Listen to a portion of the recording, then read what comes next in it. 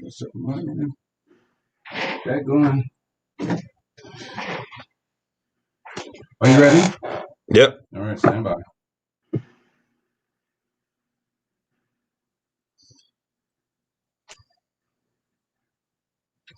So off. To go. Advisor program. Great. Let's go.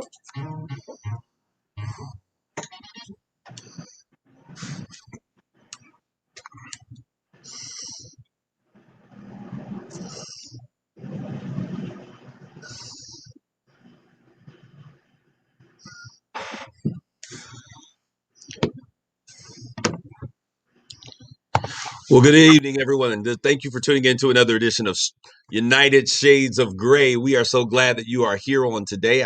This has been a great opportunity to have these wonderful conversations on race in America with you. As I promised on last week, we would have this conversation as it relates to systemic racism. We began this last week, and we were talking about systemic racism. Is it real, or is it a figment of our imagination? We had some wonderful doctors on last week. Well, this week I have a couple brothers that have called in today to continue this conversation. We're going to be talking about systemic racism as it relates to policing and the criminal justice system. So I'm so glad that you guys are tuning into this wonderful conversation on today as we get going. I want to tell those of you who are listening to us in social media veil that you can listen to us here live on United Shades of Gray on Facebook Live, or go to USGW on WSGW on Sundays at 7 p.m. and listen to this conversation in its entirety. But if you want to be actively involved and you have something to say or something to contribute to this conversation, by all means, we want you to give us a call. I'm going to throw a couple numbers out there for you to call us and have your voice be heard at 989-752-6111, 989-752-0790, or 989-776-6517. And as always, we are excited to have you participate in this conversation. But you know how I do it. As we get started, the first thing that I like to do is to talk about what is hot off the press.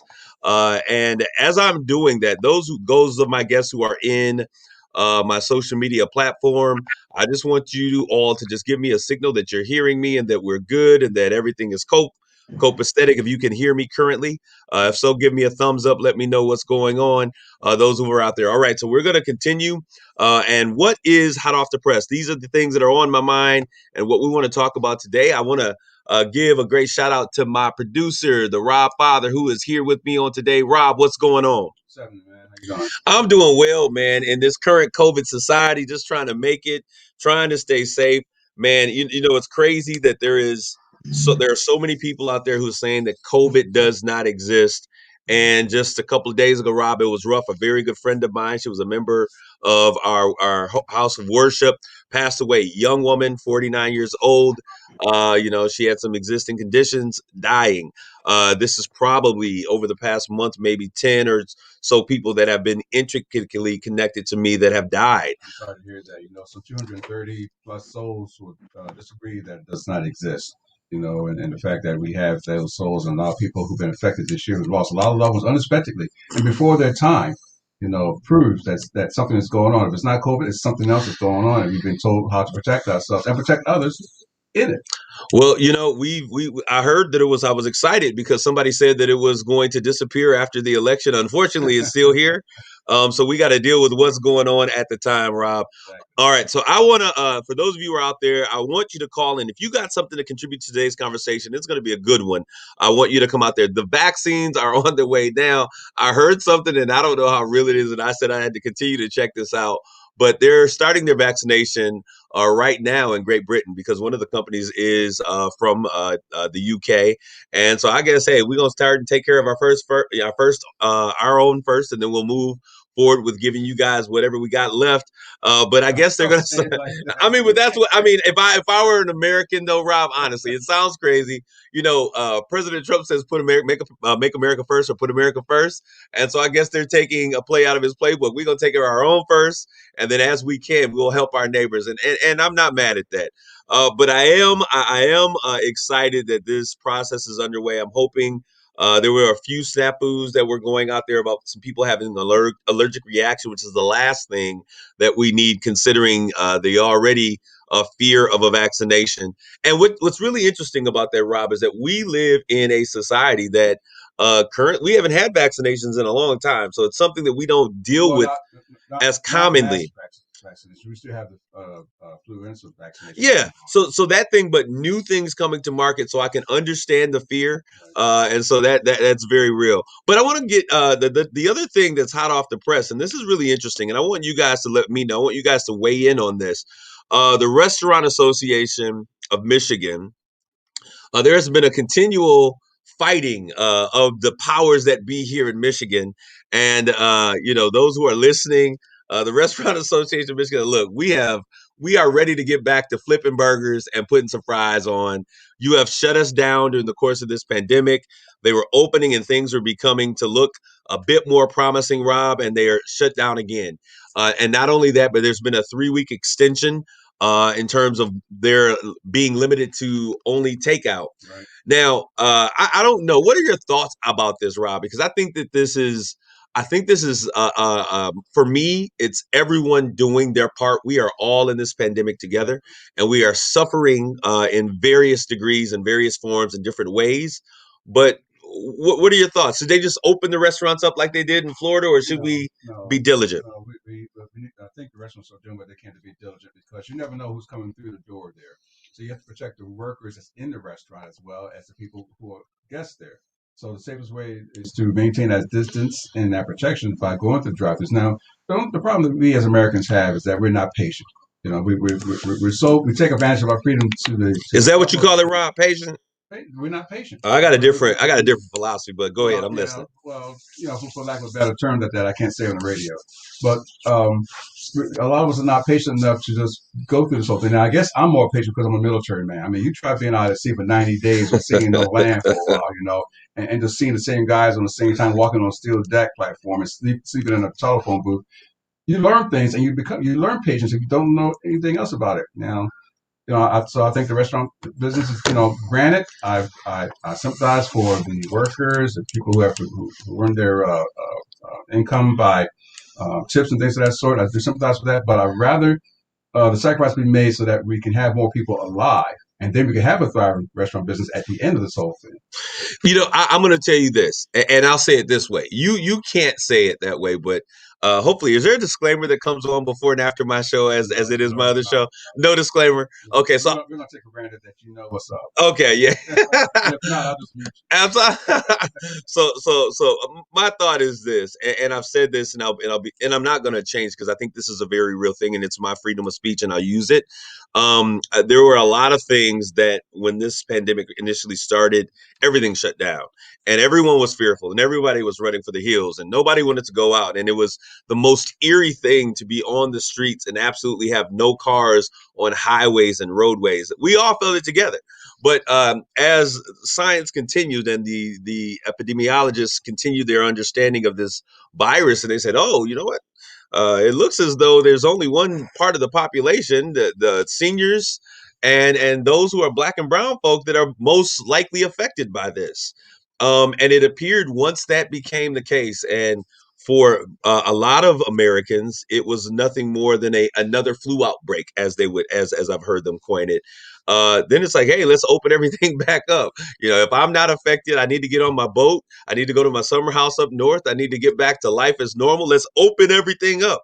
And I could be absolutely wrong, but from my eyes and from my perspective and what I have seen, that appears to be the case. And so even the situation with restaurants, and the reality of the fact is, it's not just restaurants. No, and so, no, it's not just restaurants. but It's a lot of businesses. but Movie theater industry, parks, things of that sort. Not outdoor parks, but things that are inside recreational things. Everyone. I mean, when was the last time you've been to a concert? Not this year. So everything is affected. Everyone is having to play their role and their part. But what we're seeing is that there has been a narrative that has been written and a lot of people are reading and buying into it. We were talking about narratives a couple weeks ago.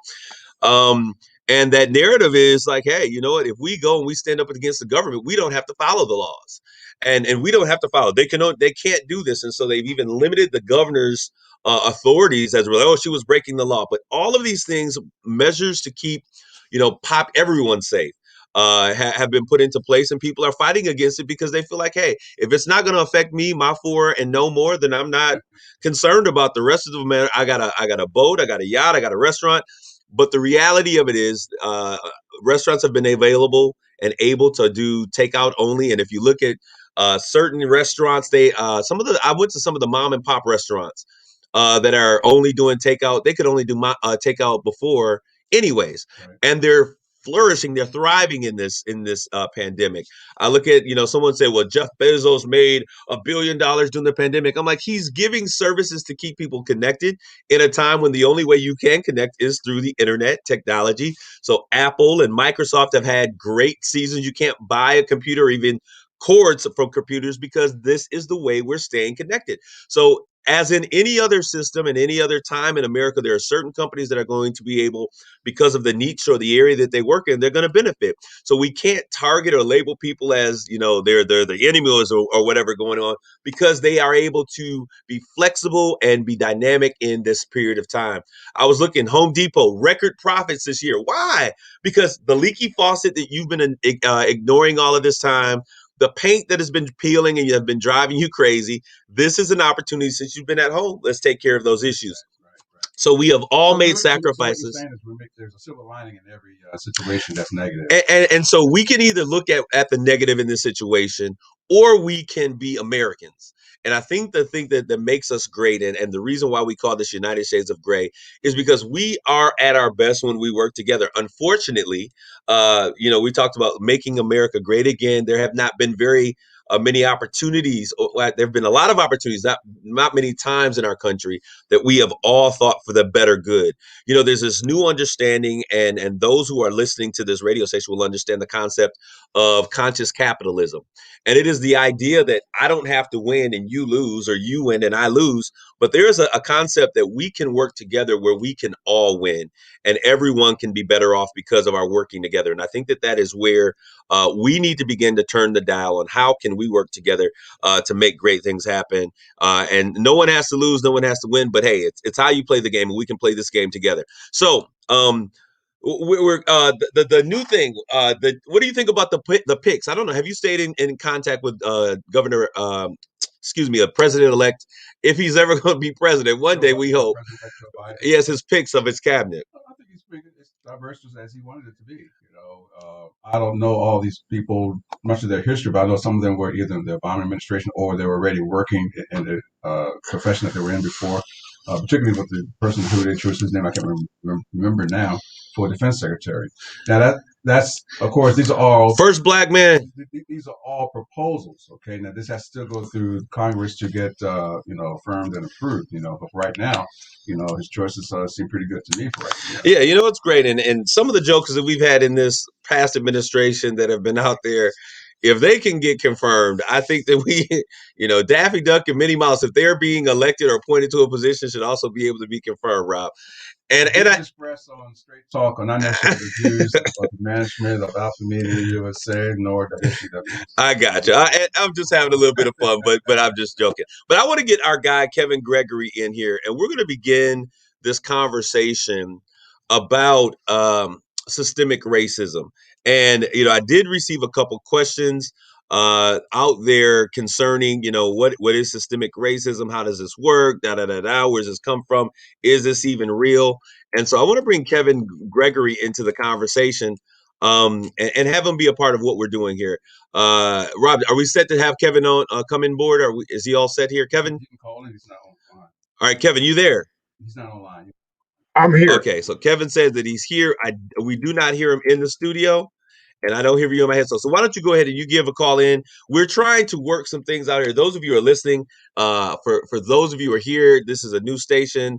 There's a lot of things that are going on, and we're trying to marry the concept of callers coming in and the content that we're having, as well as a social media engagement. This is the wave of the future, and so it's important for us to be able to be dynamic in how we operate. And so I think that we have Kevin calling in on the line. Kevin, are you here?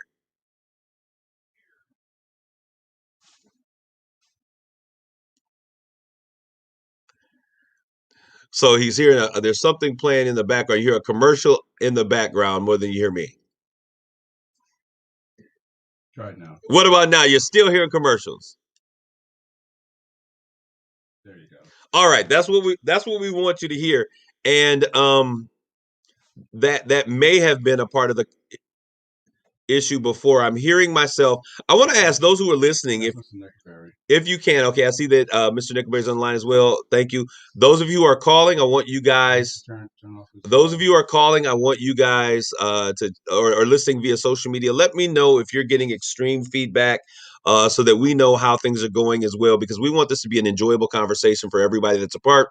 And when you're moving to new fields and new territory and technology, sometimes it is a play in action, and you're kind of tweaking as you go along. How's it going, my man, Kevin Gregory? What's going on, Kev?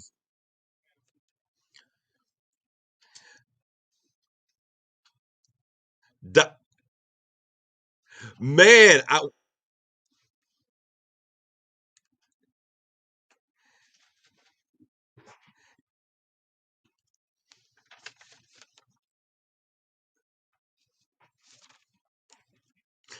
all right. Many people may not know who Charles McNair is, but I was thinking that you were embodying Dr. Cornel West, because when I saw you, I was like, Mister, he is a great man of our history, and a great pundit as it relates to the issues that as he champions Black issues. But why don't you, Kevin Guerrero? I'm going to give you a couple seconds for you to just introduce yourself to the United Shades of Gray audience, those over here, and the WSUW family here. Why don't you just explain to them who you are and what it is that you do?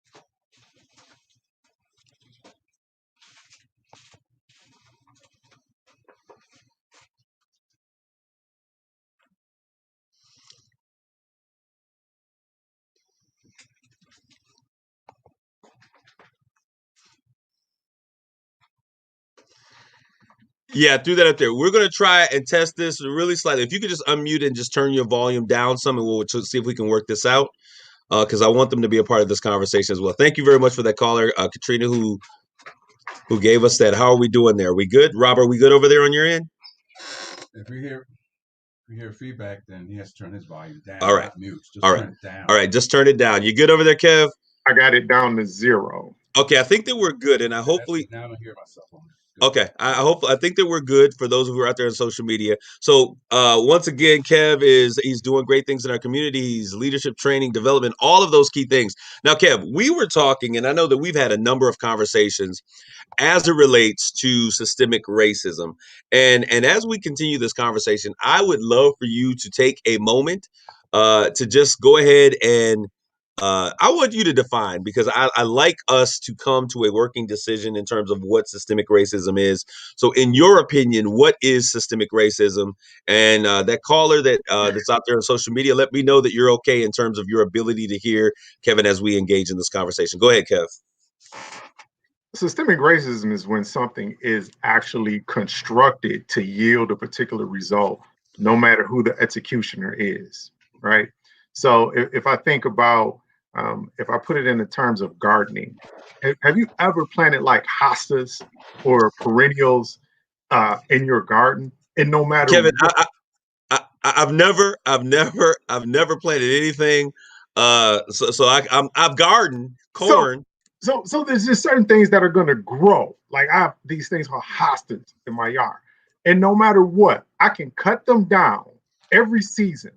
And without watering, without feeding, without nurturing, those hostas will grow back every single year. It doesn't matter. The only way for me to get rid of them is to literally dig beneath the ground and uproot them. For me, systemic racism is very much the same. It is something that is deeply rooted, and no matter what we cut on the surface level, it will still produce the same outcome. And when things were built with racism in mind, when things were constructed with Black people being 2/3 of a human being in mind, when systems were created that says this system only works if people of color don't have X or Y, then that means they built something to make sure we didn't have it, even if they use people of color to execute the system. So as you and Rob were having conversations about Biden's picks for his cabinet, I started with question marks. I'm like, I've lived long enough and got these grays in my beard to know a Black face in a racist space is still going to produce the same result. Okay, so hold on one second, because I think that you're bringing in a very important part. Many times, and this is what I say when we talk about when we talk about diversity, the key elements of diversity that we often fail to bring into the conversation are the ideas of equity and inclusion, that the concepts of equity and inclusion. And we often want to create a diverse situation, thinking that diversity is going to be achieved by putting Black and brown faces in a room. But all you've done is you've colorized the room and not necessarily diversified the room. Right. And I share with people that diversity is the end zone. It is the touchdown if we're playing the game. But 1st and 10 at the start of the game starts with inclusion. It starts with, equity. Those are the key pieces. So I want you to go back, because I think that's kind of what you're touching on. So you see these spaces. We see for the first time we have people in position, women in position, Blacks in position that they've never had before. But your concern is what? You've got to play the system. You have to adhere to the rules of the system to be included in the game. If diversity is the touchdown, if equity and inclusion is 1st and 10, you don't even get to play the game unless you'll play by the status quo rules. And those status quo rules are designed in such a way that it is just not designed to produce genuine equity, genuine inclusion. I think, Brother Bowen, you know as well as I know that if you really speak your mind in some of these rooms, they put you out the room, right? When Black people really speak their mind to be equitable and included and can be forthright and honest, one of the things you start hearing, and they're really difficult to work with. They're really troublemakers. Oh my goodness. They come across so angry and upset all the time. And it's like, man, so basically, if I play by your systemic rules, I can continue to be in the game. If the game isn't yielding the process and the changes, then I'm only here to make it look like you're doing something you're not doing. Okay, and that's the status quo. It's funny, and I'm not gonna call any names or say anything, but the statement that you just made is so real. And as a matter of fact, that situation has just happened to me recently. Yeah. And anybody who knows me, and anyone who's ever worked with me, anyone who has been a part of a conversation with me, I am. Do I have conversations on race? Absolutely, because I think that anything that we're going to bring meaningful change we have to have a conversation about it. Am I hard to deal with? Absolutely not. My family may say differently, but in terms of being workable, in terms of being likable, in terms of being amiable, agreeable, I am very much that. However, I do have strong opinions. I'm not going to change my opinions because of a situation or because of an opportunity. My opinions are important to me. And so I stand on those. But you are so right. And we're going to take a commercial break. And we're going to bring Von Nickelberry into this conversation with us as well, Kev. The fact of the matter is, if a Black man is seen as aggressive, as being strong and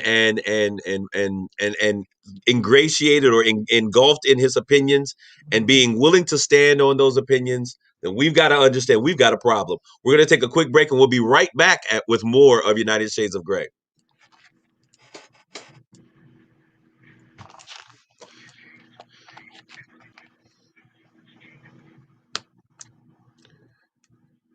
Vaughn, are you able to come in at this time? Are you able to unmute yourself? Okay, I need you to unmute yourself on your camera. Turn your volume down, but I got it. phone. I'm good. Yep. Okay, I think we're cool. hear that all the time on my job. I hear you. Those of you out there, want to thank you guys for tuning in. Like, share, tag this conversation with some individuals so that they can get involved in this conversation. As usual, there's a number that is up there. If you want to get involved in the conversation, you have something you'd like to say, call in 776-6517, 752-6111, or 752-0790. We'll get right into this conversation, guys. All right, we're going to come back. And Kev, we're off the air for the moment. How long have we got, Rob? I'll give you 1 minute. Okay, we got 1 more minute. When we come back, we'll begin to engage in that conversation because you and I both know that happened. And when you came back, I took it right back. Like, yeah, I heard I was difficult to work with. Like, when did this start? At what point did I become difficult? When you told the truth that nobody wanted to hear. When you wouldn't play the game the way they want the game played. So you're brought in as a Black person to play the game so they can say, see, diversity, equity, and inclusion. And that's why we get so frustrated with Black leaders, honestly, man, because we know that they've co-opted you emotionally and spiritually to say, operate like this. Man, actually be yourself and fight for your people and still try to play the game covertly, it's almost maddening. You know what I mean? It's just like, well, the thing about that is, and Vaughn, you feel free to jump in right now. We are actually off air right now. We're going to go back in just probably about 30 seconds. So I can use it against you if you mess up. Okay, great. So one of the things, and what Kevin said is exactly the situation that took place. And anybody who knows me, we're going to have equity all around. So if we're in a situation and it's unfair in any capacity, I'm going to speak out.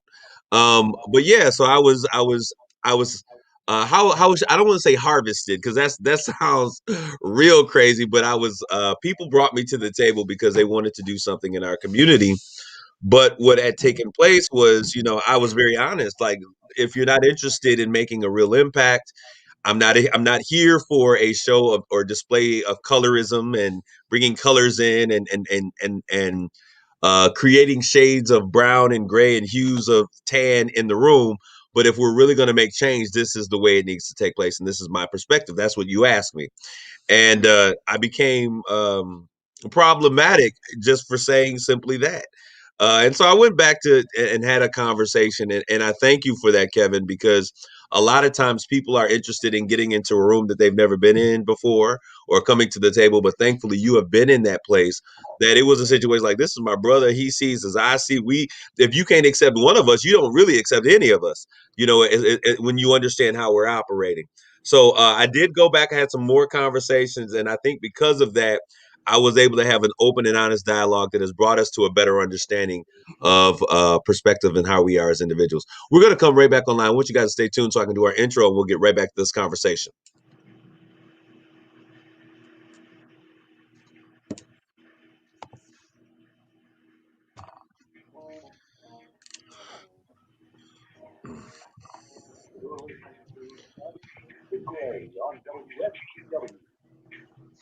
All right, this is your host, Kareem Bowen. We're back with more United Shades of Gray. Before we left, we were talking about the concept of what is systemic racism.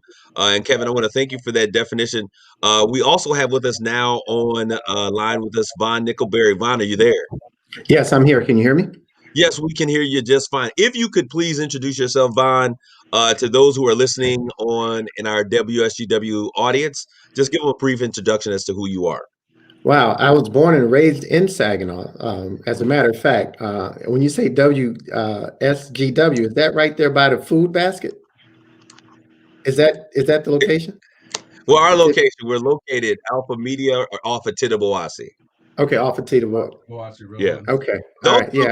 Hey, hold on. Don't give me the address because somebody might be like, when this is over. Well, no, but you know what? Because there used to be a radio station right across from our house on 15th and Whittier. And so I'm not sure which one that was. And so, yeah, I was born and raised in Saginaw, Michigan. It's interesting because my grandfather served as mayor when I was in junior high. And so I still have a connection to Saginaw. I played a little basketball there from elementary school to high school, and then went on to Eastern Michigan on a basketball scholarship.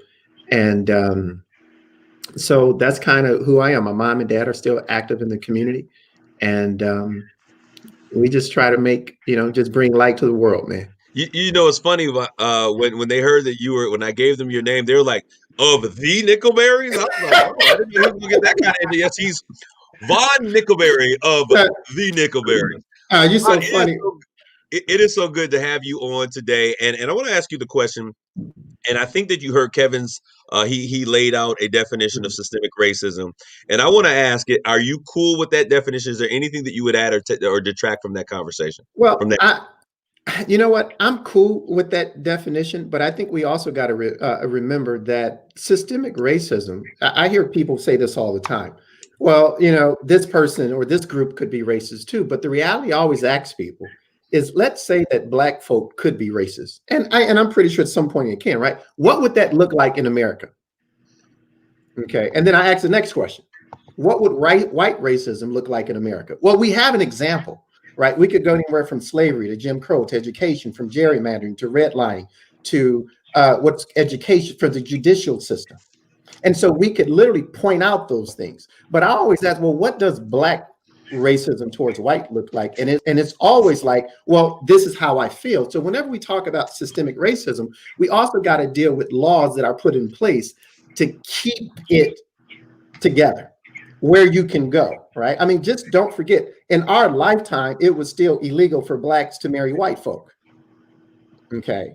And so, but so those are things that we have to deal with in our lifetime. When my dad was growing up, it was, you couldn't be Black and be a quarterback in the NFL. That was a rule in our lifetime, right? Okay, but Von, I want to say this, because as we talk about this conversation, and I want to take this from that concept, and what do you say to the individual who says, well, that was way back then, this is now, you've had a Black president, okay, we're beyond those things, things are much more fair, they're much more equitable.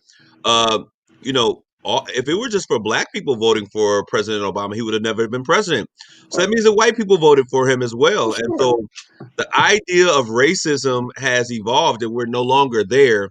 And the fact that we have 3 Black men that are here having this conversation is the fact that you guys just won't let it go. Well, what do we say to somebody who would respond in that manner?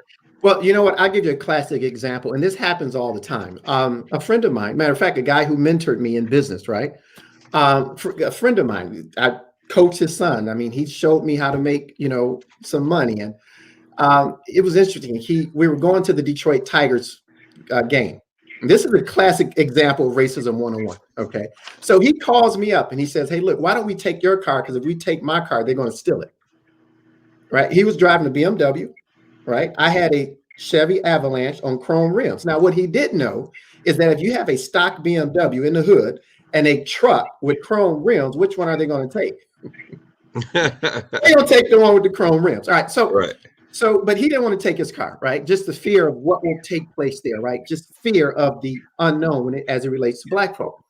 And so he come over to the house. We drive downtown. Now there's a Black homeless guy that gets out and he comes up. He said, hey, he's begging for money. And my friend said, hey, ho, as if I never dealt with a homeless person being African-American. Not to say that all homeless people are African-American, but he says, hey, don't give them any money. You can't trust anything that they say. Think about that now. Now, we were coming out the game. There was a white guy with a sign, former Iraqi veteran. What do you think please help. What do you think my white friend did? He said, please help him. You can't trust him. Right. That's what he probably said. Please don't help him. You can't trust those people. No, come on, man. For the audience, what do you think he said?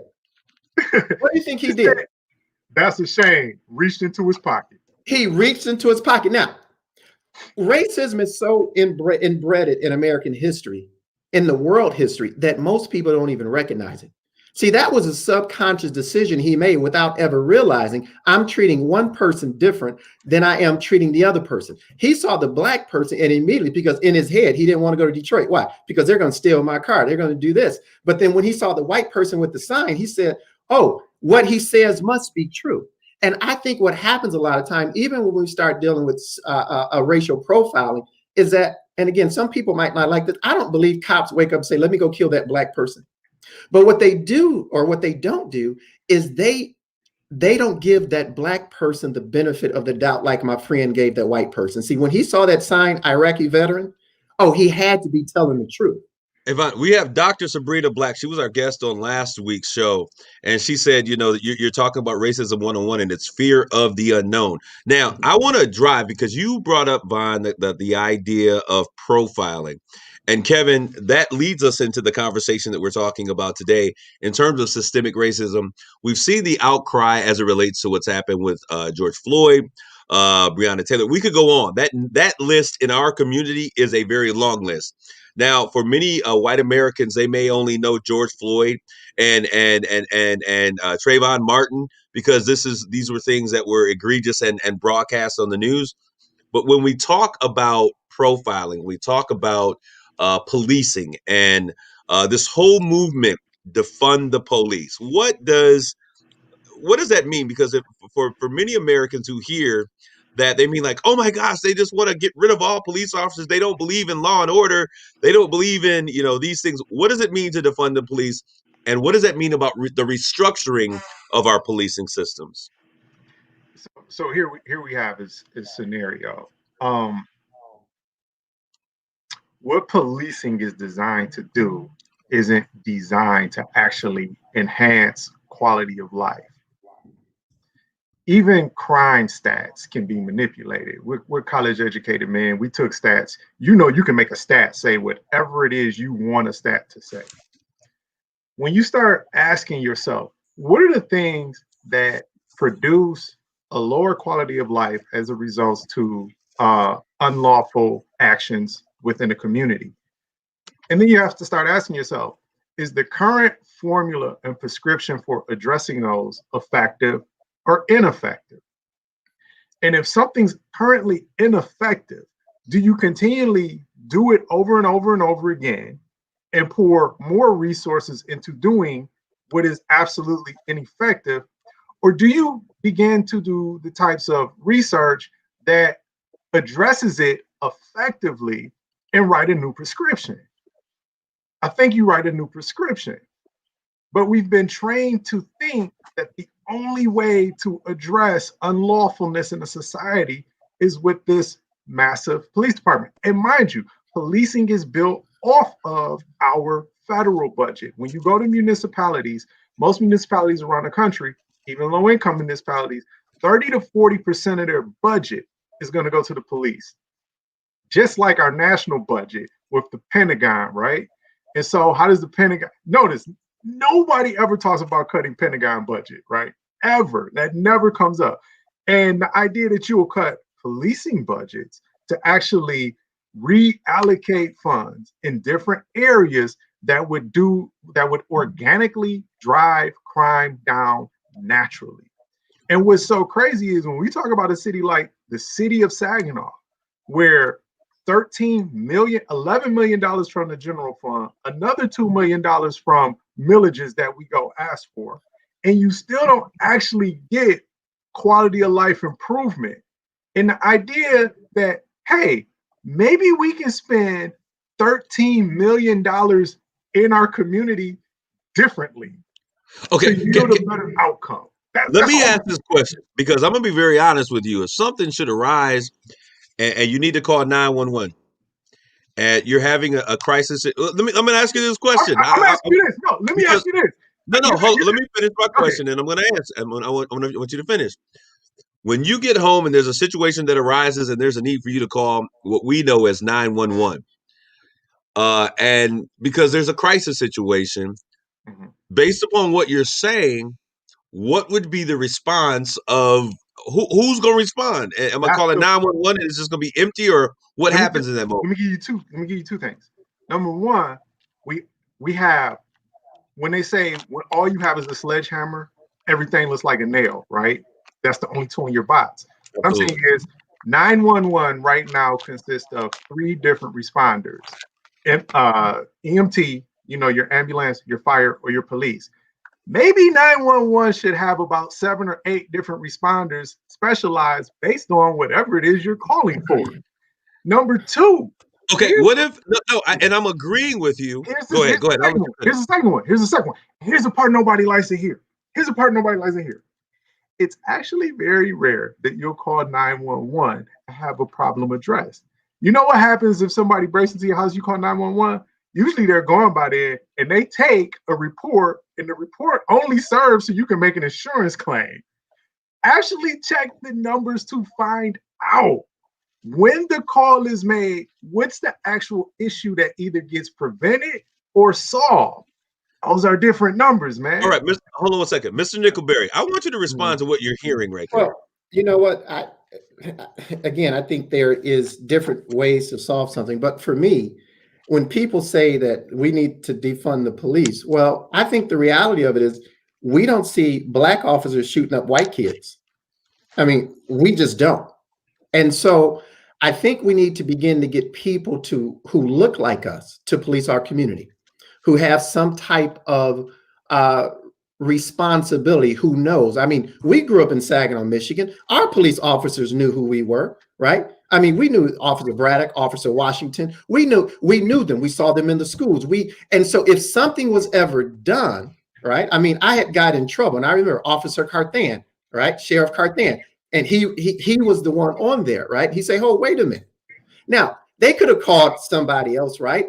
But it was the simple fact that that police officer had a relationship with the community. He had a relationship with me. He had a relationship with my grandfather. I think that's extremely important. So when we start talking defund the police, in certain eyes, it's almost as if we have, from a marketing standpoint, if I'm looking for dollars, there's just certain things I'm not necessarily saying. And defund the police, to me, I don't like it. I think that certain people might say, well, what does that look like? No, I want the police, right? In the neighborhoods that I live in, or not that I live in, right? But I grew up in, and some of the underprivileged may live in. I want them to have a relationship with the community. Now, when we start talking about that, I also want young black men, right, to be able to pass tests so they could be police officers. Because now we get this, we say, hey, we want more people that look like us. But then we have people in the community, they don't have the education. They don't have, they can't pass the drug test. So we need to look at everything. What I have found is this: when we start talking at-risk factors, we found that people who are at risk need more protective factors. So, for example, we deal with when we're talking about our kids, right? For every one part praise, for every one part criticism, you want 4 parts praise. And so when we start dealing with people in substance abuse, if a person had a drinking problem, right, that was the one thing we identified. So we identified 4 protective factors to help that person. And what we find is people who have a high school education are less likely to commit a crime, at least in the urban area. So what do? We make sure we put our monies in education, and then we put our monies in recreational programs.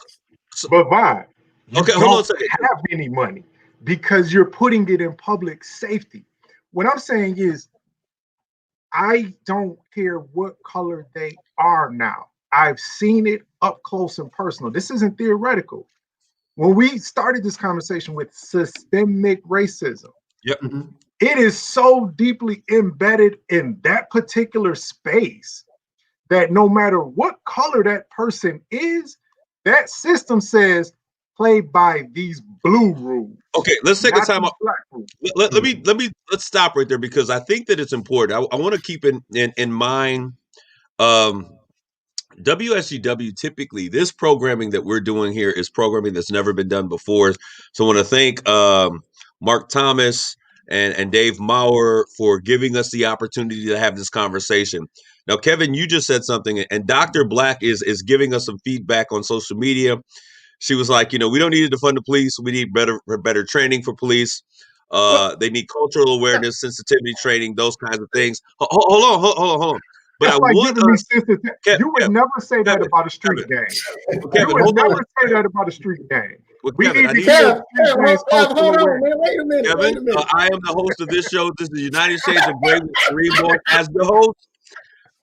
And so therefore, I'm going to pull the reins in real quick, because you said something that I think is worth us having making sure it's clear, because we don't want to just have this conversation as Black men because we have our different issues, and even among us, we have varying opinions. But I think it's important when you say that it's necessary to defund, and we've got Mr. Nickelberry saying, I don't think that we need to defund.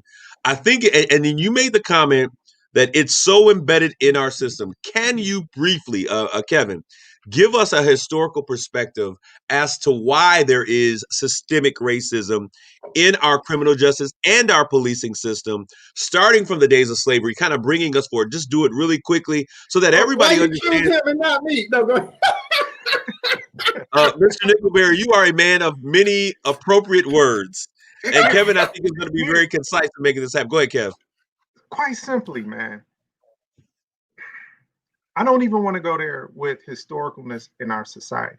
Okay. Globally, if I look globally, and Vine, you've traveled, Kareem, you've traveled, police systems across the world are pretty corrupt, globally speaking. And the worse the country is, the worse it gets. You know, there's certain places on this planet where there are police stops and you pay them and you can go forward.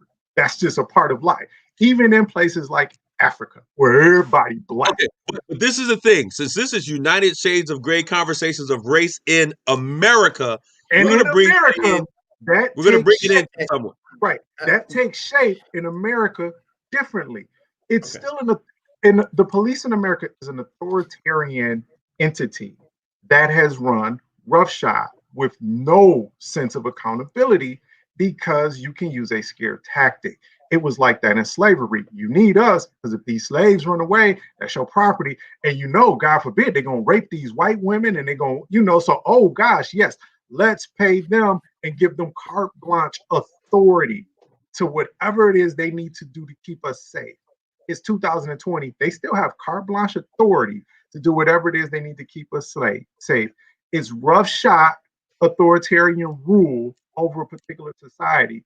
And the idea that maybe, just maybe, we can reconstruct our departments of public safety to actually provide safety to our community is still too much for people to handle. And I'm shocked as to why.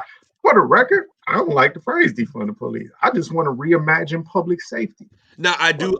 That's different. Go ahead, Vine. Right. Go ahead, you know what? That's different. So when I'm from a marketing standpoint, that word defund, it could mean something that most people don't know what it means, and so we could use that word. That's a bad word to use, and so we could reimagine public safety differently, right? But the thing that I say is this: is that we need our police officers. We need them work. And I'm going to share something with you. White cop disciplined for profiling black police chief. This happens in New York City, right? A white police officer had been pulled off active duty after harassing the wrong man, Deputy Chief Douglas Ziegler. You showed me, and I can go on and on, right? We remember the guy, the therapist who had the autistic kid who laid on his hand with his hands up and the police shot him. So there has to be, at least in America, there's an issue that it relates to color, because that would be like comparing apples to apples. You find me in American history where you had a black group, right, a black officer arresting a white police chief. You're not going to find it. You find me a black police person who shot a white therapist on the floor with his hands up. And so what I'm saying is, when we start talking about policing our communities, we want people who know the area, who spent time in the area. On the other hand, we need our black males to, step up to the plate, to be police officers, to be able to pass a drug test, to continue their education. What we find is there's so many protective factors. You remove education. We need funding, right? I remember you grew up in Saginaw. One of the things that we had Houghton. We could go there, we could swim. We had the YMCA, we had the YWC. There were so many outlets where people could actually get involved in. I mean, that is. And it costs money to run that, but guess where all our money is? I get that. No, I think that's a good point. I'm going to be very honest with you. Now, I come from a family that is heavily law enforcement, military, folks who have been career military. So I'm going to be honest. When I call 911, if I'm calling for 911, and I'm going to call because I want a law enforcement officer to arrive. If there is a mental health issue And I think that that's really important, Kevin. And I think it goes back to the idea, and I'm glad you said maybe it's the phrasing or the wording to fund the police, and we should look at reimagining law enforcement or reimagining policing or whatever. I think that that's important. And how you present something and the words that you use, it strikes an image in our mind. And so, go ahead. You just said a word. Think of how easily, man, break it down. Think of how easily we say law enforcement. That's a whole lot different than public safety. Absolutely. The word and it gives us two different is in the name, but we take policing is an oversight authoritarian phrase. Law enforcement is giving authority to that entity. And it also puts a limit on your head if they so choose. So what Vaughn talks about murder is, here's the thing, we see the murder headlines, but if I go talk to basic regular Black teenagers in the street, I get police misconduct from all shades of officers. No matter officer overseers, no matter what. Okay, really quick, Kevin. Law enforcement should be 10% of public safety. Kevin, we would love to have you come back, but if you continue to talk over the host, those times are going to be very limited. I thought you was giving me money, man. After when you started nodding, I started talking. Hey, I want to give you guys a couple seconds here because we got 2 minutes. I'm going to give a minute and a half to you guys, 45 seconds each. Where do we need to begin in terms of re-engaging, reforming this policing system? Well, Vaughn, go ahead first. You go first, then Kevin. I think first of all, we need to recognize that there could be a subconscious, and I think in most cases there's a subconscious issue. When the police officer sees the Black person, they immediately automatically assume, right, that the person is guilty. But that's no different because, and again, if I am an Italian and I'm dark skinned and there's a light skin, guess how the darker skinned Italian is treated? Well, what if I'm Jewish? How is the darker skinned Jewish person treated? What if I'm Italian? And so the idea is dark skin is still seen as that. And so for us, we need to begin to really believe that, you know what, we got to judge people based on who they are and not just prejudge them based on the skin tone. Okay, we're going to have to leave it at that right there. Kevin, Vaughn, with his very prolific words, uses so many of them. We thank you for your time, guys. This has been a good conversation. An hour goes so fast. I want to thank you guys for tuning in United Shades of Gray. We will definitely have you guys back. And for those who are out there, I want to close out with this particular thought really quickly, all right? The beauty of anti-racism is that you don't have to pretend to be free of racism to be anti-racism. Anti-racist. Anti-racism is the commitment to fight racism wherever you find it, including in yourself. It is the only way forward. And as usual, let's tune in next week with more Straight Talk as we continue this conversation. Thank you. Grace and peace.